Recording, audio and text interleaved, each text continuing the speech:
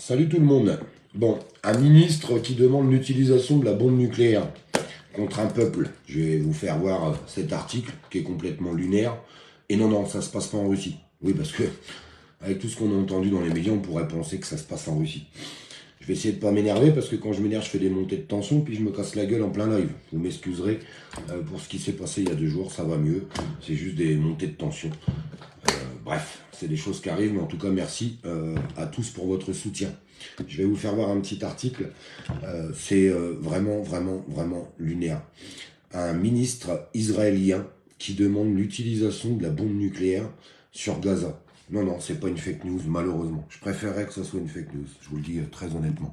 On regarde ça ensemble.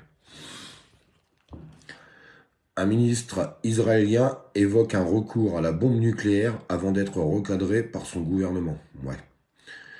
Le ministre israélien du patrimoine, l'ultranationaliste, a affirmé dans une interview à une radio qu'il n'était pas entièrement satisfait de l'ampleur des représailles israéliennes dans le territoire palestinien après l'attaque meurtrière du 7 octobre.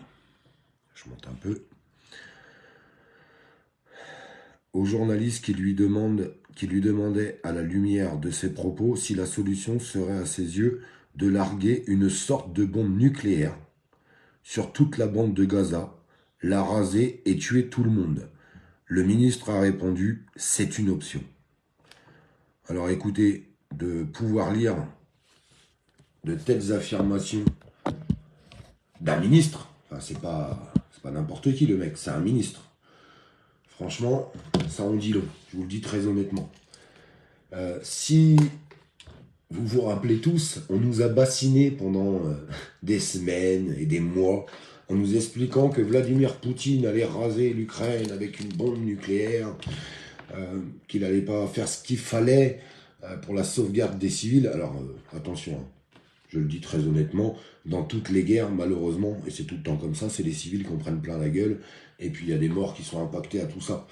Mais par rapport à ce qui se passe à Gaza avec tous les immeubles qui sont rasés de la carte, hein, on va arrêter de se mentir, c'est bizarre, on n'a pas le même son de cloche.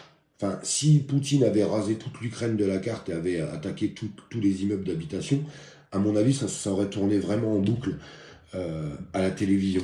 Merci pour les gens qui partagent le live, ça pourra essayer de passer au-dessus de la censure. Très choqué, franchement, par ces paroles. Vraiment très, très choqué. Par contre, si je peux me permettre, hein, quand je vois que dans des manifestations, il y a des gens qui s'amusent à décider des croix gammées, vous avez un réel problème aussi, je vous le dis. Non mais vous avez un problème. Quand on voit qu'hier à Lyon, il y a une croix gammée qui a été dessinée sur une porte, on s'est rendu chez une dame qui est juive et on lui met 2 coups de couteau, c'est du n'importe quoi. Et tout ça, il faut le condamner. Ben, je le répète, hein, il faut garder le bon sens des choses. Le bon sens des choses. Et le bon sens, c'est pas d'aller décider des croix gammées ou aller poignarder des juifs, excusez-moi. Les problèmes, c'est les dirigeants. Ça sert à rien de s'en prendre au peuple. Hein. N'importe quel peuple. Hein. C'est les dirigeants le problème. Ça a toujours été le même problème et ça sera toujours le même problème. Mais moi, je ne peux pas voir ces choses-là et pas le dénoncer non plus. Vous voyez, il faut dénoncer, mais partout. Quand c'est mauvais, peu importe qui c'est, il faut le dire. Quand c'est bon, peu importe qui c'est, il faut le dire. Enfin, je pense que c'est super important de faire les choses comme ça. Très honnêtement, je ne sais pas ce que vous en pensez, vous. Mon arrière-grand-mère a été déportée dans un camp. Il faut quand même se rappeler de l'histoire. Mais se rappeler de l'histoire, ça ne veut pas dire valider ce que fait aujourd'hui le gouvernement israélien et certains de ses ministres. Je voudrais savoir si cette publication avec ce ministre qui appelait à une bombe atomique hein, sur Gaza, si ça va tourner en boucle à la télévision. Non, parce que je peux vous assurer que, admettons, Poutine aurait dit quelque chose comme ça, attention, pendant 6 mois, vous en entendez parler en boucle à la télé, ça serait tout à fait normal. Mais là, je sais pas. Je sais pas, j'ai un doute. J'ai un vrai, vrai doute.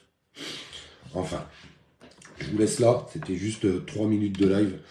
Je vous laisse partager cette information qui me semble plus qu'horrible. Ça en dit beaucoup sur la mentalité de ce gouvernement, en tout cas.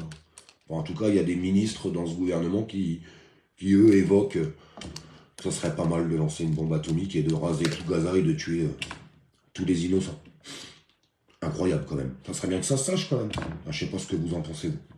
En tout cas, merci pour tout le soutien et tout ce qui va avec. Je vais continuer de me reposer encore aujourd'hui, puisque c'est pas la grande forme, mais ça va repartir, rien de grave. On a tous des coups de mou, hein, ça arrive. Et grâce à vous, tous vos messages, franchement, ça me rebooste à fond. Et je vous en remercie. Je vous laisse partager l'information et je vous souhaite un bon dimanche.